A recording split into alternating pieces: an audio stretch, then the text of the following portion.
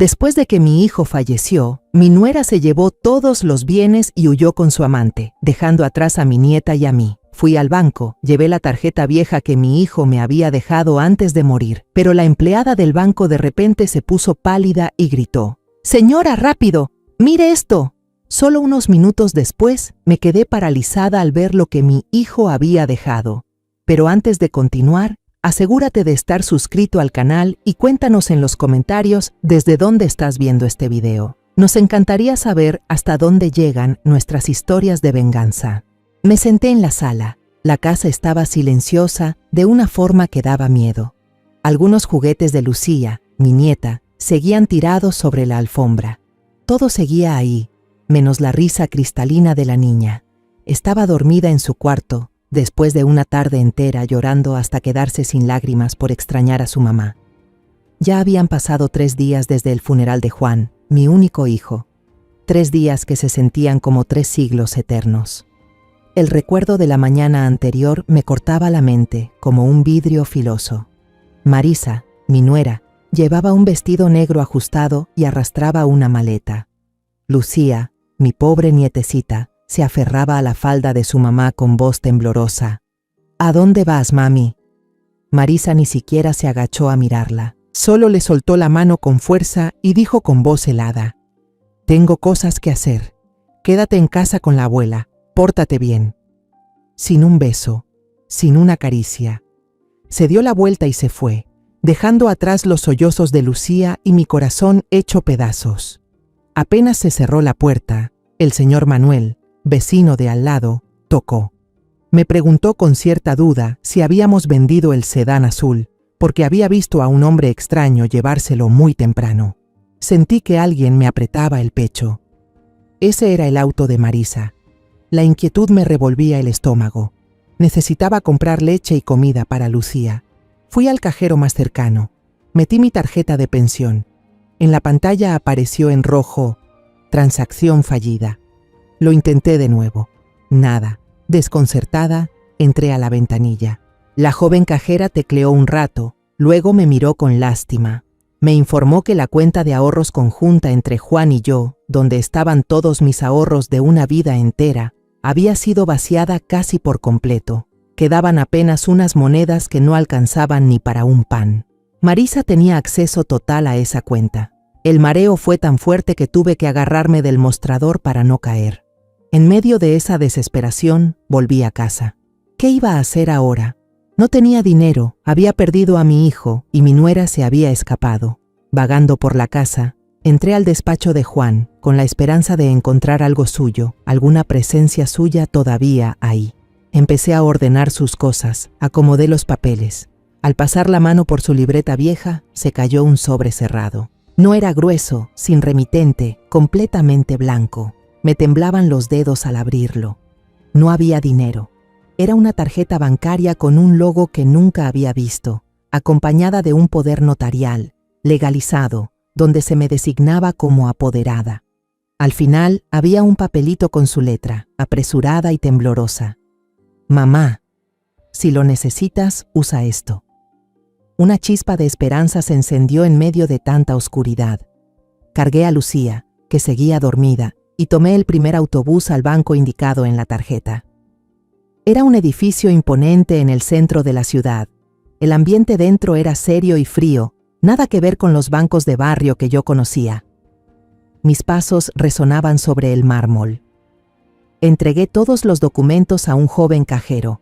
Él los revisó, frunció el ceño y me dijo con cortesía: «Por favor, espere un momento». Se levantó y entró a una oficina interna. A los pocos minutos salió un hombre de mediana edad, bien vestido. Se presentó como Rojas, gerente de la sucursal. Tomó la carta poder y la tarjeta de mis manos. Al principio la leyó con gesto profesional, amable, pero al ver los datos en la tarjeta, su expresión cambió de golpe. La cortesía desapareció, reemplazada por sorpresa y preocupación. El señor Rojas levantó la mirada hacia mí y luego echó un vistazo rápido al vestíbulo, como si temiera que alguien estuviera escuchando. Se puso pálido. Se levantó de golpe, con la voz temblorosa pero urgente, y dijo casi como una orden: Señora Alvarado, rápido, mire esto. Su cambio repentino hizo que mi corazón se acelerara. Abracé fuerte a Lucía y lo seguí hasta una pequeña sala sin ventanas. El señor Rojas cerró la puerta con llave, corrió la cortina del vidrio esmerilado y llamó a un guardia de seguridad corpulento como testigo. La habitación se volvió sofocante. «Señora», empezó él, con la voz más calmada pero aún tensa. Según las instrucciones especiales que el joven Juan dejó con nosotros, cuando esta carta de autorización se presenta junto con la tarjeta, se debe activar un protocolo de seguridad de máximo nivel. Luego, el señor Rojas y el guardia se acercaron a una gran caja fuerte empotrada en la pared. Cada uno usó una llave distinta. La pesada puerta metálica crujió al abrirse y reveló una caja de seguridad de metal. El señor Rojas la colocó con cuidado sobre la mesa, justo frente a mí. El frío del metal pareció atravesar la madera y llegar a mis dedos. Introdujo una pequeña llave en la cerradura. Se oyó un clic seco. Abrió la tapa. Contuve la respiración. Pero no había dinero, ni joyas, ni oro. Solo 3 objetos reposaban sobre un forro de terciopelo negro. Una memoria USB negra, una pequeña libreta de cuero y una hoja doblada en 4. Con la mano temblorosa tomé el papel. Reconocí al instante la letra de Juan.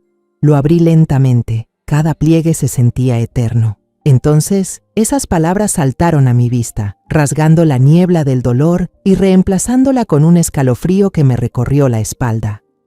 Mamá, si estás leyendo esto es porque me pasó algo, y si alguien dice que fue un accidente, no les creas.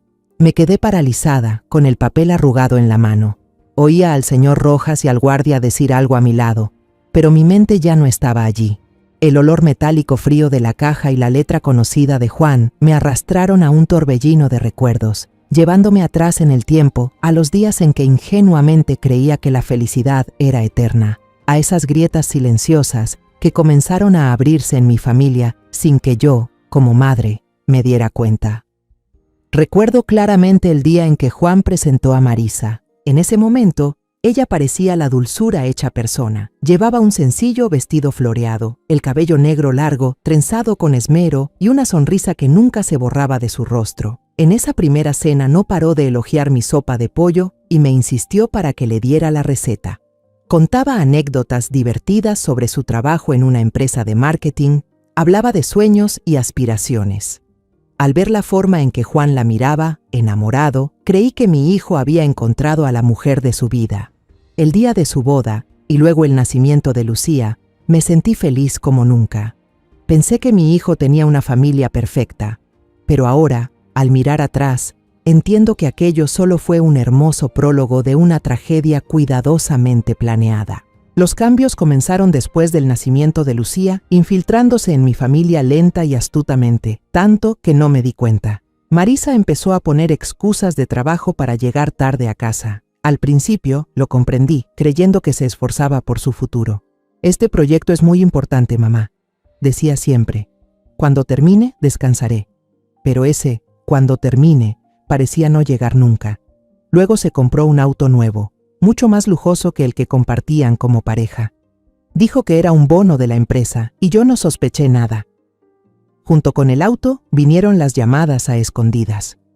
Una tarde calurosa de verano, le llevé un vaso de jugo de naranja frío a mi nuera mientras se preparaba para salir a ver a un cliente. La encontré discutiendo por teléfono con alguien, con un tono afilado que jamás le había escuchado.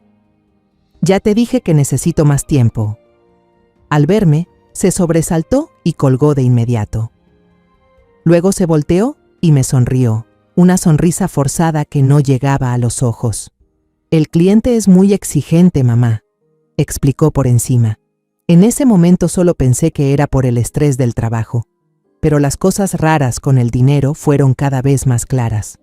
Una tarde de domingo toda la familia planeaba salir de paseo. Yo ayudaba a Marisa a organizar las cosas en la cajuela. Al levantar la alfombra del piso para acomodar mejor la canasta de frutas, me quedé helada al ver varios sobres gruesos escondidos cuidadosamente debajo. Marisa, que estaba a mi lado, se sobresaltó. Rápidamente me los arrebató de las manos, con el rostro algo nervioso. «Ah, Son expedientes importantes de clientes que olvidé guardar, dijo con una voz un poco más aguda de lo normal. Vi el pánico en sus ojos, pero traté de convencerme de que no debía ser mal pensada. Lo que más me rompió el corazón fue cómo empezó a descuidar a Lucía. Una vez, la escuela de mi nieta me llamó. La maestra sonaba muy preocupada. Ya había pasado más de 1 hora desde que terminó la clase y nadie había ido a recogerla. Sentí el corazón apretado. Tomé un taxi de inmediato hasta el colegio y la escena que vi me hizo llorar. Mi nietecita estaba sola en un columpio, abrazándose los hombros, temblando por el frío de la tarde. Casi media hora después, Marisa llegó manejando, con el rostro pálido y el cabello desordenado. No dio explicaciones, solo dijo, «Perdón, mamá», y subió a la niña rápidamente al auto. Esa noche, Lucía tuvo fiebre muy alta. Mi hijo Juan, siempre alegre y lleno de vida, empezó a cambiar. Su sonrisa fue desapareciendo, reemplazada por suspiros pesados. Pasaba las noches en el balcón, fumando solo, con una silueta triste y solitaria. Muchas veces al pasar por su estudio, lo veía despierto hasta muy tarde, con la pantalla de la computadora llena de hojas de cálculo y estados bancarios complejos. Le preguntaba y solo movía la mano. «No es nada, mamá, solo trabajo de la empresa». Trataba de protegerme, pero yo sabía que algo lo estaba consumiendo por dentro. Una noche los escuché discutir en su habitación. No fue mi intención escuchar, pero los gritos de Marisa eran muy fuertes. No entendí todo, solo fragmentos sueltos. Escuché la voz de Juan, cansada, suplicante. «Esa suma es demasiado, Marisa. ¿Quiénes son?» Y la voz de Marisa, dura como navaja. «Eso no es asunto tuyo, solo haz lo que te digo». Esa fue la gota que derramó el vaso, el momento que ahora me persigue sin tregua, 2 meses antes del accidente de Juan. Durante la cena, Marisa anunció alegremente que había contratado un seguro de vida muy grande a nombre de Juan. Se giró hacia mí con una sonrisa. Así me quedo tranquila. Si a Juan le pasa algo, ni tú, ni Lucía, ni yo tendremos que preocuparnos por el dinero. Miré a Juan. No dijo nada. Solo bajó los palillos y se quedó mirando fijamente su arroz frío. Sus ojos, ahora que lo recuerdo, reflejaban una resignación total, impotencia y una desesperación absoluta. Él sabía. Mi hijo sabía que algo terrible le iba a pasar. Yo, en ese entonces, no entendí. Solo sentí una inquietud extraña. Pero ahora, en esta habitación helada, con el mensaje de mi hijo ardiendo en la palma de mi mano, lo comprendo todo. Cada pieza suelta encaja de golpe, formando un retrato cruel y aterrador. El señor Rojas no me dejó salir por la puerta principal. Él mismo me condujo por un pasillo interno hasta una salida trasera discreta. Antes de que saliera al callejón desierto, me metió su tarjeta de presentación en la mano, con una mirada llena de preocupación, pero también de seriedad. «Señora Alvarado, tenga mucho cuidado», dijo con voz grave. «Cualquier cosa que necesite, a cualquier hora, llámeme directamente. No pase por la central». Yo solo pude asentir, con la garganta seca, sin poder decir palabra. Cargaba a Lucía dormida sobre mi hombro, mientras con la otra mano apretaba con fuerza la correa de mi bolso. La caja metálica dentro estaba fría y pesaba, no por su masa, sino por el peso de la verdad que contenía. Sentía como si llevara una bomba de tiempo, y el detonador pudiera activarse en cualquier momento. En el autobús de regreso a casa, no me atreví a cerrar los ojos ni un segundo. Elegí sentarme en el último asiento, con la espalda bien pegada al respaldo, mirando constantemente a mi alrededor. Cualquier persona que me mirara demasiado tiempo, cualquier ruido fuera de lo normal, hacía que mi corazón latiera con fuerza dentro del pecho. El mundo tras la ventana seguía su curso normal. La gente reía, hablaba por teléfono, pero mi mundo ya se había vuelto del revés para siempre. Un miedo invisible me apretaba el pecho. Al llegar a casa, lo primero que hice fue cerrar la puerta principal con llave y poner el seguro. Di una vuelta por toda la casa y cerré todas las cortinas, evitando que cualquier mirada curiosa pudiera espiar desde afuera. La casa, que había sido un refugio seguro, un nido cálido, ahora se sentía frágil, insegura. La oscuridad y el silencio se convirtieron en mis únicos acompañantes de confianza. Puse a Lucía suavemente en la cama y le cubrí con una manta ligera. Al ver su carita inocente y tranquila mientras dormía, una corriente extraña de fuerza empezó a recorrerme las venas. Por ella, por su futuro, que no podía ser destruido por el crimen, yo no podía caer. Tenía que mantenerme firme. Fui a la cocina y con manos temblorosas preparé una tetera de té de jengibre para calmarme. El vapor y el aroma picante del jengibre me ayudaron a recobrar algo de serenidad, aunque las manos no dejaban de temblar. Me senté en el viejo escritorio de mi esposo en la sala, donde Juan solía usar su computadora portátil. El legado de mi hijo estaba en esa caja, y yo debía enfrentarlo. Inserté la memoria USB negra en la computadora. La vieja máquina encendió con una lentitud exasperante. Cada segundo era una tortura. Finalmente, la pantalla se iluminó. Solo apareció una carpeta, con un nombre más que claro: Pruebas. Con el corazón latiendo como un tambor, hice clic para abrirla. Aparecieron 4 archivos. Abrí el primero, el archivo 1, titulado Transacciones.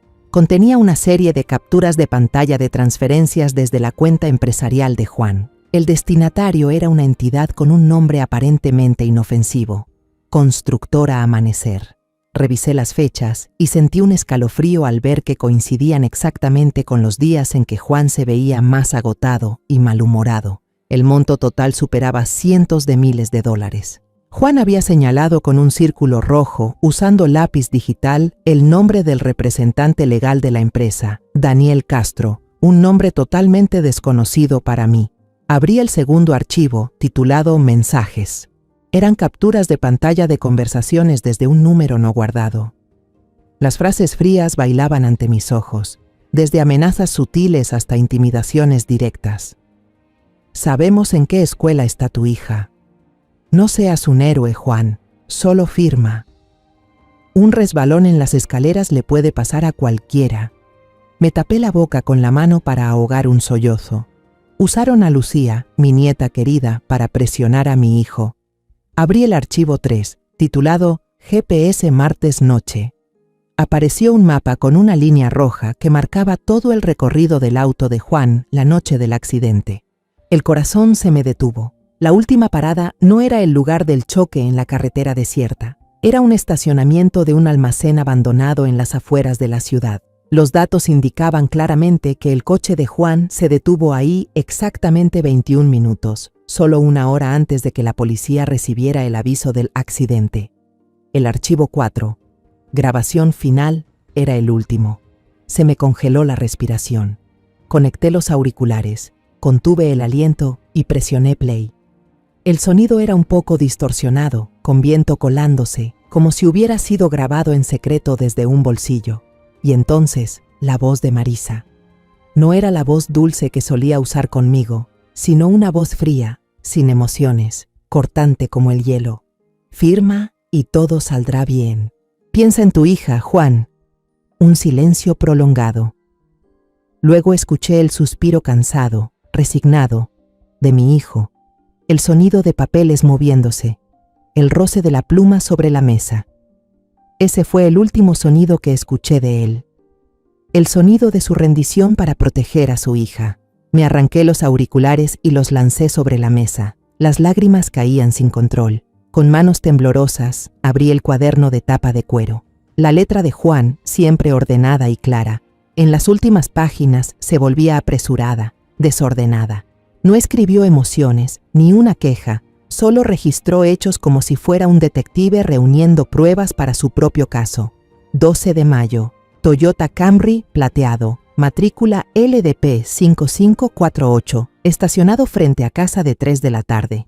A 5 p.m. El conductor era el hombre que Marisa presentó como socio comercial. 18 de mayo. Marisa regresó a casa con un sobre grueso. Al verme, lo escondió bajo la llanta de repuesto en el maletero. Esperé a que durmiera y revisé. Dentro había dinero en efectivo, mucho. 2 de junio. Marisa me pidió firmar una autorización bancaria para un proyecto urgente. Me negué. No me habló en todo el día. 5 de junio. Recibí el primer mensaje, imagen de la entrada de la escuela de Lucía. Al llegar aquí, no pude seguir leyendo. Cerré el cuaderno de golpe, una náusea subió por mi garganta. El dolor por la pérdida de mi hijo ahora se mezclaba con una rabia feroz. Esto no era una herencia, era un acta de acusación escrita con su propia vida. Me quedé inmóvil en la oscuridad hasta que los primeros rayos del amanecer se filtraron por las cortinas. La laptop de Juan seguía encendida. Su luz iluminaba mi rostro con un resplandor fantasmal. Ya no lloraba. Parecía que todas mis lágrimas se habían agotado en los últimos 3 días, dejando solo vacío, y bajo ese vacío, una rabia helada como el acero empezaba a forjarse.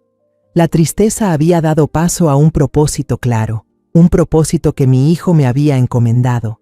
Antes de que saliera el sol por completo, me puse en marcha. Busqué en un cajón viejo hasta encontrar un USB cubierto de polvo. Mi mano estaba sorprendentemente firme al conectarlo a la computadora y copiar toda la carpeta Pruebas.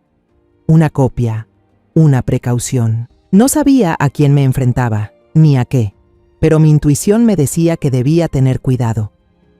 Tomé el USB original, lo envolví en un pedazo de tela y lo escondí en una vieja caja de té de lata, entre las especias del armario de la cocina. La copia la guardé bien en el bolsillo del abrigo. Justo en ese momento, escuché a Lucía moverse en la habitación. Un suave en su sueño. Ese sonido fue como una descarga eléctrica en mi cuerpo. Por ella, por su futuro, por la promesa de protegerla que le costó la vida a mi hijo, yo tenía que luchar. Busqué en la vieja agenda deshojada de mi esposo, las páginas amarillentas por los años. David Peña, un hombre que no pensaba desde hacía mucho, un viejo amigo de la familia, un abogado brillante que había visto a Juan crecer desde que era un niño torpe hasta convertirse en un hombre hecho y derecho. Marqué el número, acerqué el teléfono al oído, escuchando cada tono de espera. Cuando alguien contestó el teléfono, mi voz salió ronca, quebrada desde una garganta reseca. Licenciado Peña, soy Elena, la madre de Juan Alvarado. Necesito verlo. Es urgente. Se trata de la muerte de Juan. No fue un accidente. La oficina del señor David estaba en una calle vieja, sin lujos pero que inspiraba confianza. El interior estaba lleno de pilas de libros de leyes antiguos, con un leve olor a papel y café. Me recibió con una expresión llena de compasión. Sus ojos bondadosos reflejaban una tristeza sincera. Elena, lamento mucho lo de Juan, dijo con voz grave y cálida. Era un buen muchacho. Me ofreció asiento, parecía dispuesto a conversar más, pero yo ya no tenía tiempo para pésames. Coloqué la caja metálica sobre la mesa, la abrí y saqué una libreta y una copia USB que puse sobre la superficie de madera de roble reluciente. La expresión compasiva del señor David fue cambiando a sorpresa y luego a curiosidad. No hice ningún discurso, ni di explicaciones. Solo conecté la USB en su computadora y abrí el archivo Grabación final. No necesitaba decir nada más. La voz helada de Marisa y los suspiros resignados de Juan lo decían todo. Cuando terminó la grabación, el rostro del señor David se endureció. Sus ojos antes amables se entrecerraron, marcados por la rabia. No dijo una palabra, solo revisó rápidamente los demás archivos y leyó cada línea escrita por Juan en la libreta. De vez en cuando murmuraba, «Dios mío, Juan, lo que este chico tuvo que soportar». Al terminar todo, se recostó en la silla y guardó silencio un largo rato.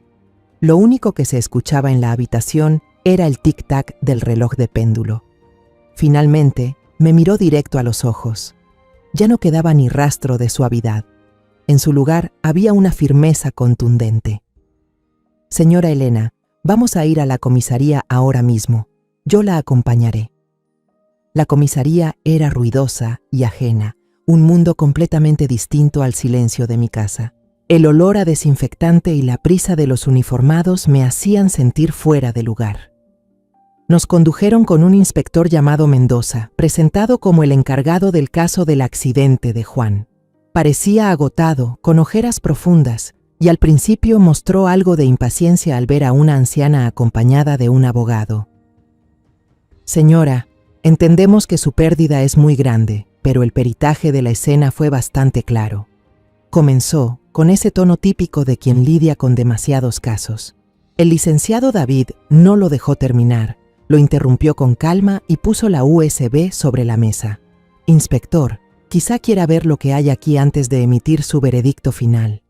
Mendoza miró la USB con escepticismo. Luego nos observó, pero la conectó a la computadora. Yo me senté enfrente, atenta a cada uno de sus gestos. Su expresión cansada y apática fue desapareciendo poco a poco.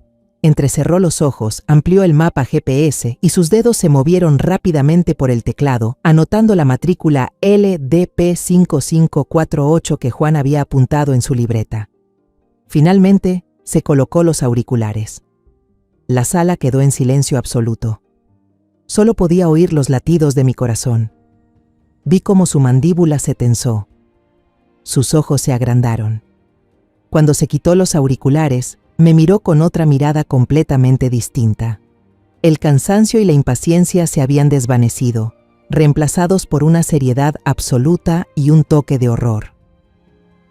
Señora Alvarado, dijo con voz solemne, le pido disculpas de corazón. Parece que hemos pasado por alto muchas cosas. Este caso se reabrirá de inmediato como una investigación penal. El abogado David asintió, como si ya supiera el resultado. Inspector, con estas pruebas, solicitamos oficialmente la exhumación y una nueva autopsia del cuerpo de Juan Alvarado. Tenemos razones para creer que la verdadera causa de muerte fue encubierta. El inspector Mendoza no dudó. Ese también era nuestro siguiente paso. Llamaron a otro agente, quien me entregó un formulario. Me quedé mirando fijamente la línea en negrita al principio de la hoja. Solicitud de exhumación y nueva autopsia. Todo mi cuerpo empezó a temblar. Exhumar. Eso significaba perturbar el descanso de mi hijo, el hijo que acababa de enterrar. Era lo último que quería hacer en la vida. Pero para descubrir la verdad, para que el mensaje de mi hijo no quedara en vano, tenía que hacerlo. Tomé la pluma. Me temblaba tanto la mano que casi no podía controlarla. Pero en cuanto la punta tocó el papel, se volvió firme. Firmé mi nombre en el documento, con una letra temblorosa pero decidida. Era mi promesa a Juan, que haría justicia por él. Los días siguientes pasaron en un silencio pesado, tenso como una cuerda estirada. Traté de mantener una rutina normal por Lucía. Seguía cocinando sus platillos favoritos, leyéndole cuentos cada noche, construyendo castillos de Lego con ella. Pero todo era una fachada. Por dentro, mi mente estaba en otro lugar, esperando una llamada decisiva del inspector Mendoza. Cada vez que sonaba el teléfono, el corazón se me encogía, la respiración se me detenía. Un miedo doble me atormentaba. Me aterraba lo que pudieran encontrar en el cuerpo de mi hijo, pero me aterraba aún más que no encontraran nada. Si no había nada, significaba que me había equivocado, que había profanado su tumba en vano y que esos desgraciados seguirían libres para siempre. Una tarde gris, mientras miraba distraída por la ventana, tocaron la puerta. No eran los golpeteos rápidos de un cartero, sino golpes pausados, dudosos. El corazón me palpitaba con fuerza. Me acerqué con cautela a mirar por la mirilla y vi a un hombre desconocido, de la edad de Juan, con el rostro demacrado y los ojos hundidos por el cansancio y el dolor. Dudé, la mano sobre el cerrojo sin atreverme a abrir. Pero entonces habló, con voz ronca a través de la puerta de madera. «Señora Alvarado, soy Carlos, el mejor amigo de Juan». Abrí la puerta con precaución. Carlos lucía aún más confundido y dolido de lo que mostraba por fuera.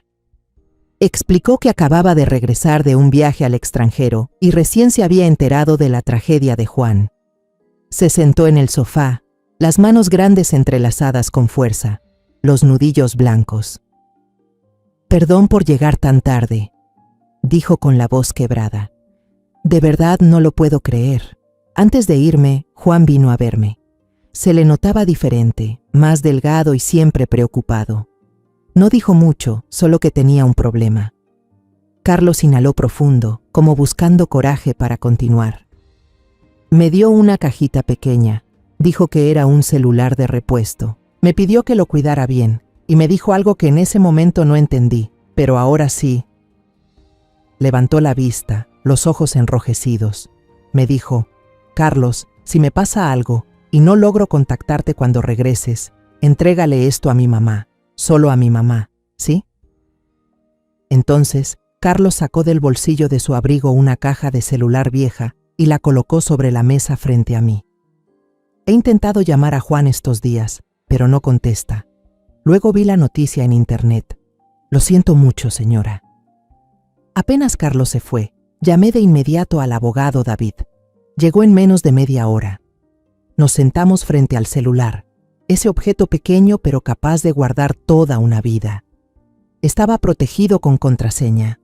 Sentí un nudo en timbre cuando una idea me cruzó por la mente. Con manos temblorosas, ingresé la fecha de nacimiento de Lucía.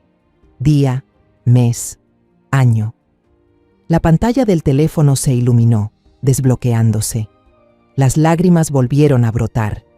Incluso en sus horas más oscuras, mi hijo seguía pensando en su hija. Dentro del teléfono solo había unas pocas aplicaciones básicas. Pero en la sección de grabaciones de llamadas, había 3 archivos marcados con una estrella, resaltando claramente. Me puse los audífonos y le pasé uno al abogado David. La grabación 1 era la voz de un hombre desconocido, ronca y amenazante. ¿Crees que vas a poder escaparte, Juan? Tu esposa ya recibió el dinero. Solo te falta firmar los últimos papeles. No hagas que esto se complique. La grabación 2 era una conversación entre Juan y ese mismo hombre. Escuché la voz de mi hijo, cansada pero intentando mantenerse firme. Dejen en paz a mi familia. Haré lo que ustedes digan. El hombre soltó una risa burlona, una risa salvaje. Aquí no estás en posición de exigir nada, imbécil. La última grabación era la más corta, pero también la más espeluznante.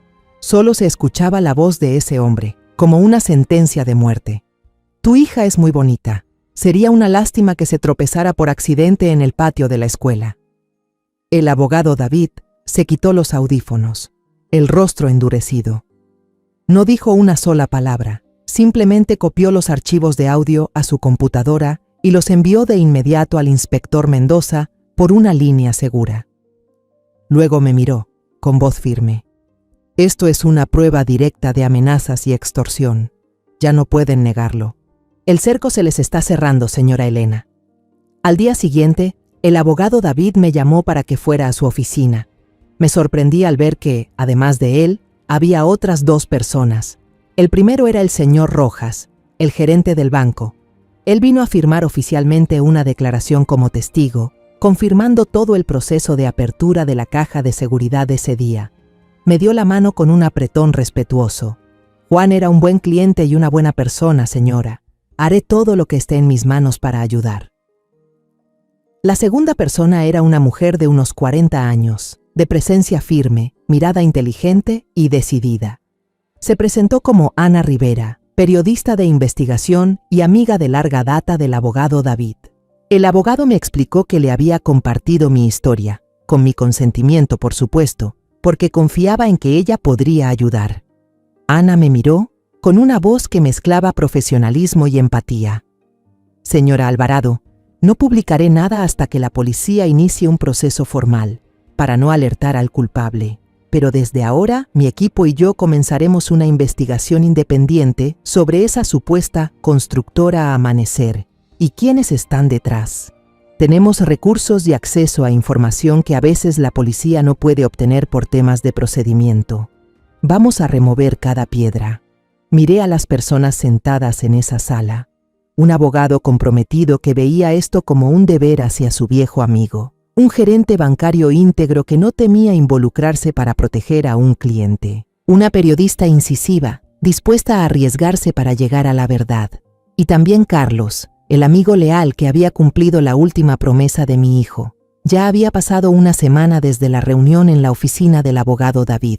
7 días que se sintieron como un siglo, 7 días viviendo con la ansiedad mordiéndome por dentro. Me esforzaba por enfocarme en cuidar de Lucía, pero mi mente era como un ladrón, corriendo una y otra vez hacia el teléfono quieto sobre la mesa. Una mañana, mientras estaba en la cocina, con las manos llenas de masa para galletas con forma de estrella para Lucía, el teléfono sonó. Era el número del inspector Mendoza. Mi corazón dio un salto. Me limpié las manos con el delantal apresuradamente. Respiré hondo y recién entonces me atreví a contestar.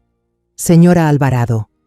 La voz del señor Mendoza al otro lado de la línea sonaba más grave y seria que de costumbre. Ya tenemos los resultados de la autopsia. ¿Está sentada? Su pregunta fue como un mazo invisible golpeando fuerte en mi pecho. Me tambaleé y tuve que apoyar la espalda contra la pared fría de la cocina para no caerme. Lo escucho, inspector, susurré con la voz ronca. El señor Mendoza se tomó una pausa, como si estuviera eligiendo con mucho cuidado las palabras. En el informe preliminar, el nivel de alcohol en sangre de Juan sí era alto, pero eso era solo una fachada. Al profundizar en los análisis, encontramos rastros de warfarina, un anticoagulante muy potente. No entendía. ¿Un anticoagulante? Así es, señora. Por sí solo no causa la muerte inmediata, pero combinado con alcohol produce un efecto devastador. Provoca hemorragias internas masivas y arritmias cardíacas agudas. La víctima siente un mareo intenso, pierde el control del volante y sufre un paro cardíaco repentino. Básicamente, remarcó cada palabra, provoca un infarto falso, un escenario perfecto para simular un accidente automovilístico. El teléfono se me resbaló de las manos y cayó al suelo con un seco clac. Me dejé caer al piso. Ya no tenía fuerzas. No. Mis lágrimas ya no eran de dolor, sino de una verdad amarga y cruel que por fin se confirmaba. A mi hijo, a mi Juan, lo habían envenenado de forma premeditada. No solo le arrebataron la vida, también lo convirtieron en un borracho al volante, manchando su nombre incluso después de muerto. Con los resultados de la autopsia, el caso pasó oficialmente de accidente de tráfico a investigación por homicidio. La maquinaria legal, que antes se movía con lentitud, ahora empezaba a girar a toda velocidad. El inspector Mendoza me comunicó los pasos siguientes a través del abogado David, sabiendo que yo no estaba en condiciones de escuchar nada más. Un equipo especial fue enviado a revisar todas las cámaras de seguridad en el área del estacionamiento del viejo almacén, donde el GPS de Juan marcó su última ubicación. Al mismo tiempo, la matrícula LDP 5548, que Juan había anotado cuidadosamente en su libreta, fue ingresada en el Sistema Nacional de Búsqueda. Solo unos días después, Mendoza llamó al abogado David. Esta vez, su voz tenía un entusiasmo imposible de ocultar. El señor David me llamó de inmediato. «Elena, tenemos un avance», me dijo por teléfono. La policía lo encontró. Una cámara de seguridad del almacén frente al estacionamiento, con mala calidad de imagen y mucho ruido, pero suficiente. Un sedán azul, que coincide con el auto de Marisa, se estacionó justo al lado del coche de Juan esa noche. Una mujer con una complexión similar a la de Marisa salió del coche de Juan y habló con un hombre que bajó de un Camry plateado. Estuvieron allí unos 20 minutos. Se detuvo un momento para que pudiera procesar la información. «Y hay más, Elena. La matrícula LDP-5548 está registrada a nombre de Daniel Castro. ¿Ese nombre aparece en tus documentos financieros?» «Sí», respondí con voz temblorosa. «Es el director de Constructora Amanecer». La policía no perdió ni un segundo. Rastrearon los movimientos del Camry plateado a través de peajes automáticos y cámaras de tráfico en las autopistas. El rastro los llevó hasta una tienda de insumos químicos industriales en un barrio apartado y antiguo. Cuando los investigadores mostraron la foto de Daniel Castro, el dueño del lugar, un anciano de aspecto duro, lo reconoció de inmediato. Él confirmó que Castro había venido a comprar una gran cantidad de warfarina en polvo hace más de un mes. Dijo que era para matar ratas en una obra de construcción grande, relató el anciano. Me pareció razonable, así que se la vendí. Y lo más importante, aún conservaba la factura con la firma clara de Daniel Castro. El último eslabón finalmente se había unido. Esa noche, mientras veía una película animada con Lucía, tratando de crear un poco de paz artificial, mi teléfono vibró. Era Ana Rivera, la periodista. Su voz del otro lado de la línea sonaba llena de entusiasmo. «Señora Elena, lo encontramos. Constructora Amanecer nunca ha llevado a cabo ningún proyecto. La dirección registrada de la empresa es un terreno baldío en las afueras. Es una empresa fantasma, creada con el único propósito de recibir dinero y lavarlo. Y Daniel Castro, investigamos su historial. Tiene antecedentes por fraude financiero y apropiación indebida. Es un estafador profesional. Colgué, apagué el televisor. Lucía me miraba confundida. Solo le sonreí y le dije que ya era hora de dormir. Después de arropar a mi nieta, volví a la sala y me senté sola en la oscuridad. Todo estaba claro. La fachada perfecta que Marisa y su amante habían construido se estaba desmoronando pedazo a pedazo. A la mañana siguiente, el abogado David me llamó para pedirme que fuera a su oficina. Dijo que había avances importantes. Al llegar, no solo estaba él, también estaba el inspector Mendoza, junto a un hombre vestido con ropa de oficina, con gafas, que parecía muy intelectual. David me lo presentó como un analista del equipo de investigación de crímenes económicos. La pequeña sala de reuniones, usualmente usada para asesorías, ahora tenía el ambiente de un centro de operaciones. Sobre la gran mesa había una pizarra blanca con un esquema complejo dibujado con marcadores de varios colores. Nombres, empresas, flechas que indicaban flujos de dinero, todo conectado como una telaraña gigante. Y en el centro, rodeado por líneas por todos lados, estaba el nombre de mi hijo, Juan Alvarado. El corazón se me encogió al ver el nombre de mi hijo en el núcleo de una trama tan sucia. El experto comenzó a explicar. Su voz era clara y objetiva, pero cada palabra que decía era como una cuchillada al alma. Señora Alvarado, las acciones de Marisa tras la muerte de su esposo fueron parte de un plan muy bien elaborado. Retiró todo el dinero de las cuentas de ahorro conjuntas y vendió el coche de forma pública. Legalmente, eran bienes que podía utilizar, nadie podía acusarla de nada. Se detuvo, me miró. Pero fue una maniobra deliberada para desviar la atención. Proyectó la imagen de una viuda dolida que vendía sus pertenencias para empezar de nuevo. Nos hizo fijarnos en sumas pequeñas, mientras en realidad ella y sus cómplices desviaban una cantidad mucho mayor por otra vía. Apuntó con su puntero láser a unas flechas rojas en el esquema, todas saliendo de la cuenta de la empresa de Juan y yendo hacia un solo nombre: Constructora Amanecer. Ese dinero era su verdadero objetivo. Forzaron a Juan a firmar órdenes de transferencia con conceptos como gastos de proyecto o adelantos de materiales. Así legalizaron el vaciamiento de su empresa. Esto no es un simple robo, es una estafa financiera planeada con cada detalle. El abogado David intervino, dando golpecitos sobre un grueso expediente en la mesa. Y ahora es cuando contraatacamos. Con las grabaciones de amenazas encontradas en el segundo teléfono de Juan, tenemos pruebas irrefutables de que firmó esas órdenes bajo coacción, con la vida de su hija en peligro directo. Eso nos da una base legal sólida. Él explicó su estrategia con una voz llena de determinación. Hoy mismo presentaré una solicitud urgente ante el Tribunal Civil, pidiendo que se declare nula toda transacción entre la empresa de Juan y compañía Bin Min, por haber sido realizadas bajo coacción.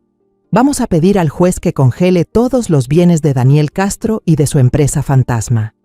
Les vamos a cortar el flujo de dinero, incluso antes de que empiece el juicio penal. Al escuchar eso, un pequeño calor asomó en mi pecho helado. Por primera vez, no me sentía solo una víctima, sino alguien que estaba contraatacando. Pero entonces, el inspector Mendoza me empujó una copia del contrato de seguro de vida que Marisa había comprado. Señora Alvarado, nuestro experto ya revisó este documento a fondo. Hay muchos puntos sospechosos. Señaló algunos detalles. Primero, este contrato fue aprobado de forma anormalmente rápida, en solo 3 días, cuando el proceso normal tarda al menos 2 semanas. Segundo, para un seguro de este valor es obligatorio un chequeo médico completo, pero aquí fue omitido de forma muy extraña. Y lo más importante, pasó a la última página y señaló la firma de mi hijo. La firma de Juan aquí se ve temblorosa y algo diferente a las muestras que tenemos de él. Es posible que la haya firmado bajo una presión extrema o incluso que haya sido falsificada, concluyó Mendoza. Pero sea como sea, con una compensación de $2 millones, este es un motivo de asesinato imposible de ignorar. Necesitaban que Juan muriera para quedarse con ese dinero. $2 millones. Para ellos, la vida de mi hijo valía solo eso. Me quedé sentada escuchando, y el panorama completo de esa obra macabra apareció con claridad ante mis ojos, frío y despiadado. Marisa, como esposa, usó el vínculo sagrado del matrimonio para meterse en las finanzas y negocios de Juan. Ella y Daniel Castro crearon una empresa fantasma, una fachada perfecta para ir vaciando poco a poco el patrimonio que mi hijo había construido con esfuerzo. Cuando Juan empezó a notar cosas raras y quiso resistirse, ellos no dudaron en quitarse la máscara. Pasaron a las amenazas, usando incluso a su propia hija, Lucía, como herramienta para obligarlo a seguir firmando documentos de transferencia. Finalmente, al ver que Juan ya no se dejaba manipular y quizá estaba juntando pruebas en secreto, decidieron actuar. Lo mataron para callarlo para siempre y activaron el seguro para quedarse con el último centavo. El accidente fue planeado con precisión para cubrir todo, para convertir a mi hijo en un culpable incluso después de muerto. Sentí un escalofrío. La crueldad y cálculo de Marisa superaban todo lo que yo podía imaginar. No mató a su esposo en un arranque de ira. Planeó su muerte paso a paso, como una araña que teje su red esperando a que la presa caiga. Las 6 semanas siguientes fueron las más largas y tensas de mi vida. Después de la reunión estratégica en la oficina del abogado, todo pareció caer en un silencio repentino, un silencio aterrador. La policía no llamaba. El abogado David solo me pidió paciencia, diciendo que era la fase más delicada y que debían actuar con el máximo sigilo para no alertar a las bestias. Intenté vivir como si nada extraño pasara, por Lucía.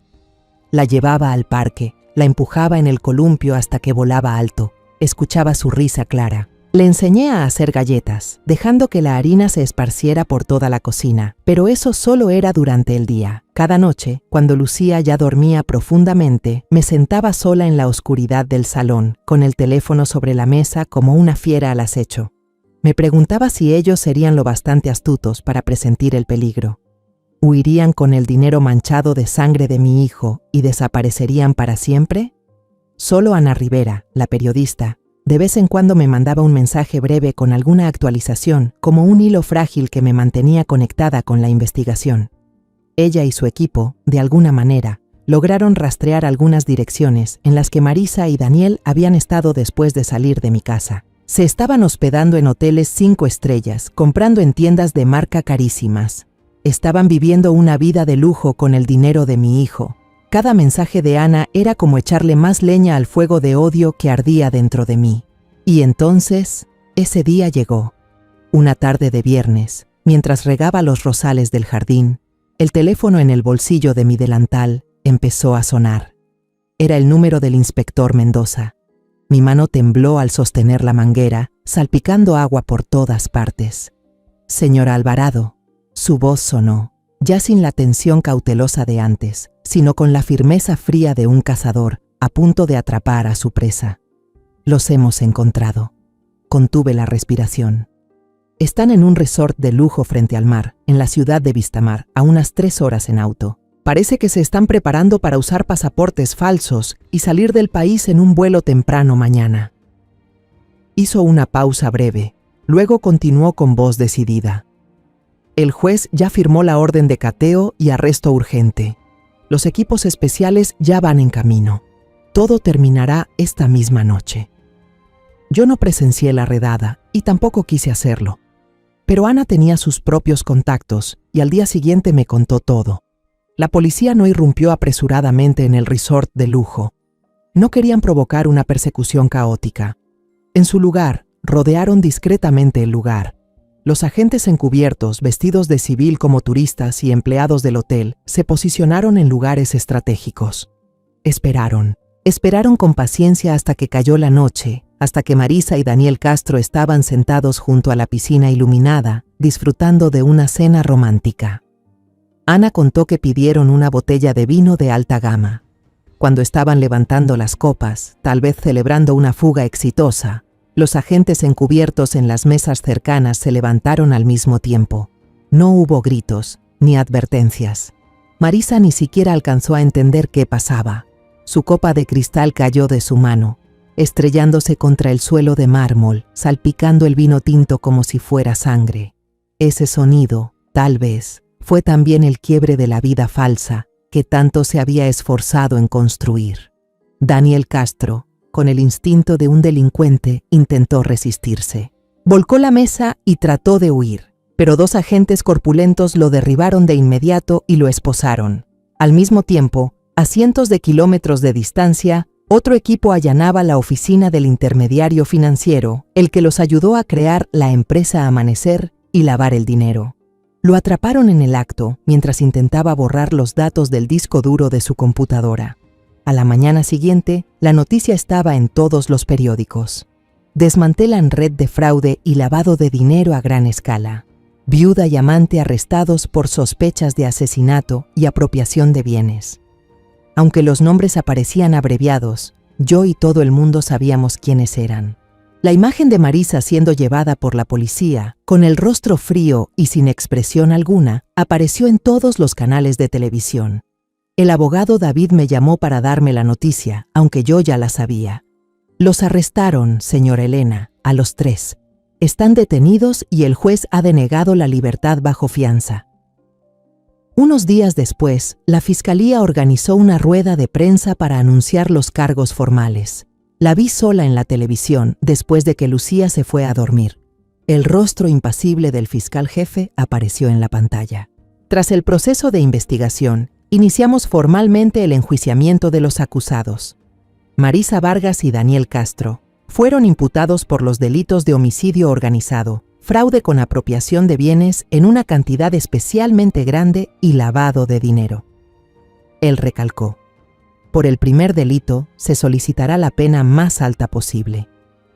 El tercer acusado, continuó, fue imputado por colaborar en el fraude y el lavado de dinero. Extendí la mano y apagué el televisor de golpe. La habitación quedó en silencio. Pensé que sentiría alivio, que sentiría que había ganado, pero no.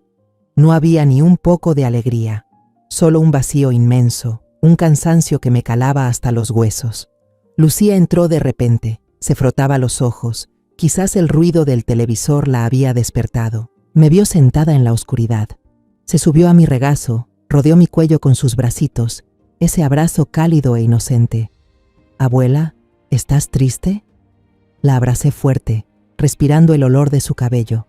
«No, mi amor, no estoy triste», susurré, con la voz quebrada. «Solo estoy cansada». Apenas se dio a conocer el auto de procesamiento, se desató una tormenta mediática. Los nombres e imágenes de Marisa y Daniel aparecieron en todos los canales de televisión y portales de noticias. El caso de mi hijo fue diseccionado, distorsionado y convertido en titulares baratos como «La viuda negra y el plan perfecto» o «Conspiración familiar». El dolor íntimo de mi familia se volvió un espectáculo para todo el mundo. Opinaban sobre la sonrisa de Marisa, el pasado de Daniel, la ingenuidad de Juan. Ya no podía soportarlo. Esa mañana, después de ver la imagen de Marisa, esposada en el noticiero, fui hasta el televisor y desenchufé el cable. Dejé de comprar el periódico también. Tenía que convertir esta casa en una fortaleza, un oasis de paz para proteger a Lucía. No quería que en algún momento, por casualidad, viera a su madre siendo juzgada por el mundo entero. Tenía que conservarle los últimos recuerdos puros sobre ella, antes de tener que contarle la cruel verdad del mundo adulto. En medio de ese caos de noticias amarillistas, la periodista Ana Rivera cumplió su promesa. Escribió un artículo largo, con profundidad, publicado en un diario serio. Su artículo no se enfocaba en los crímenes atroces de Marisa. En cambio, relataba la búsqueda de justicia de una madre y las pruebas que un padre valiente dejó, arriesgando su vida para su hija. Su reportaje devolvió algo de humanidad, algo de dignidad a nuestra historia, y por eso le estaré eternamente agradecida. El abogado David se convirtió en mi único puente con el mundo legal. Me llamaba con frecuencia, explicándome los siguientes pasos, con su voz siempre tranquila y confiable. «Señora Elena, tengo buenas noticias», dijo en una llamada. «El tribunal ha ordenado oficialmente el bloqueo de los $2 millones del seguro. Estamos llevando adelante un procedimiento legal para demostrar que Marisa, como autora del crimen, no tiene derecho a recibir ni un centavo de la muerte que ella misma causó. Según la ley, la única heredera legal será la niña Lucía». Hizo una pausa y agregó, con una voz más cálida: El futuro de la niña ya está asegurado, señora. Esa fue la mayor tranquilidad que podía recibir en ese momento. Ese dinero, para mí, ya no era dinero. Era el sacrificio de Juan, el boleto hacia el futuro para su hija.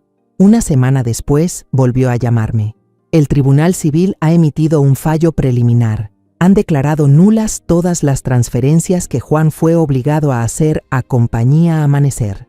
La policía ya comenzó el proceso de recuperar el dinero desviado de las cuentas bancarias y de los bienes que compraron Marisa y Daniel.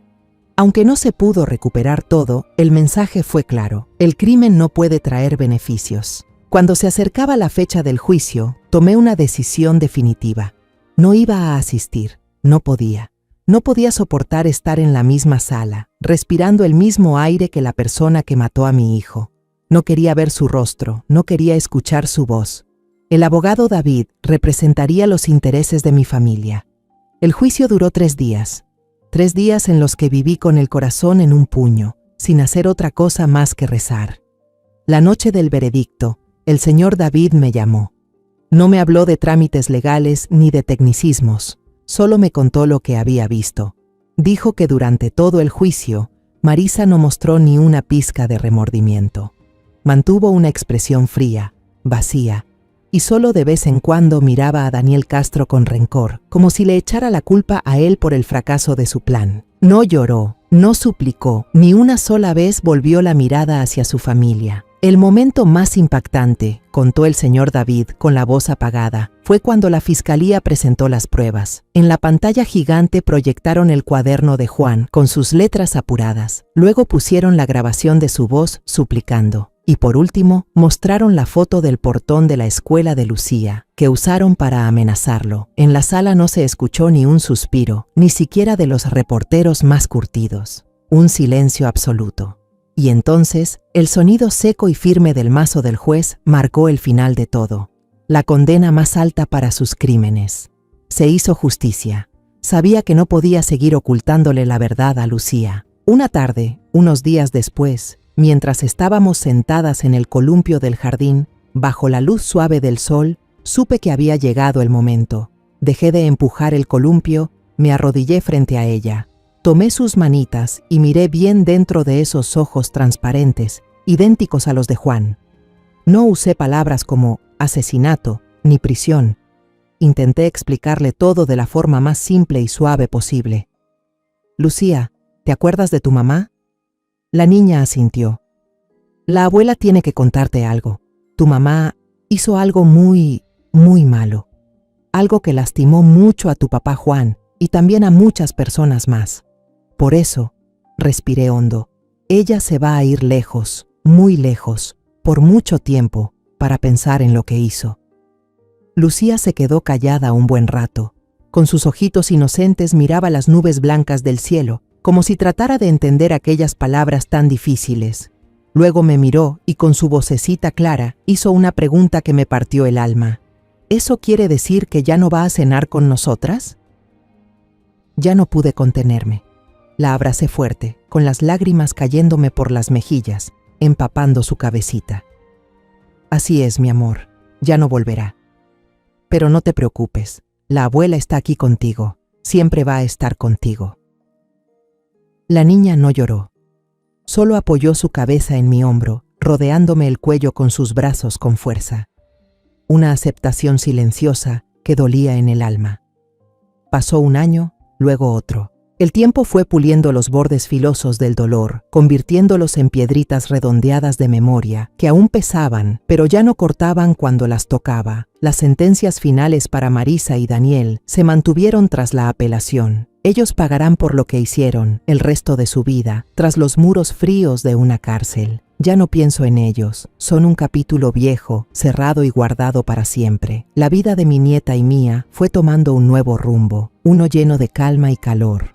Esta casa, que alguna vez estuvo llena de miedo y sufrimiento, hoy rebosa con los sonidos de la vida. Era la risa cristalina de Lucía viendo caricaturas, el sonido de las páginas cuando yo pasaba los libros por la tarde y, más que nada, el olor delicioso de mantequilla y azúcar de las tandas de galletas recién horneadas que se esparcía por toda la cocina. Cada mañana me despertaba antes que el sol para preparar el desayuno y la lonchera de Lucía. Ahora ya es una niña de primaria, con una mochila más grande que su espalda. La llevo de la mano caminando a la escuela todos los días.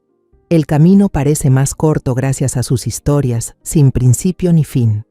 Todavía recuerdo claramente la imagen de mi nieta pequeñita, acurrucada solita frente a la puerta del kinder, esperando una silueta que nunca llegó.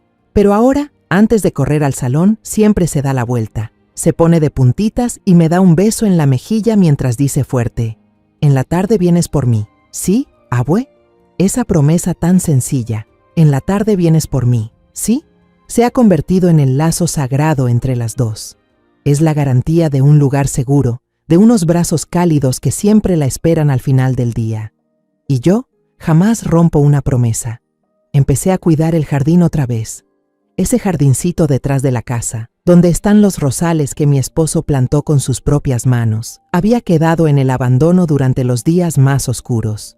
Ahora, podar las ramas secas, quitar la maleza y cuidar cada capullo me da una paz que no puedo explicar.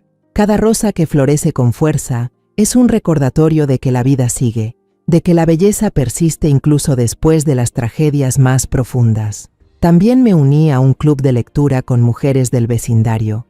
Al principio, fui solo para distraerme, pero encontré mucho más.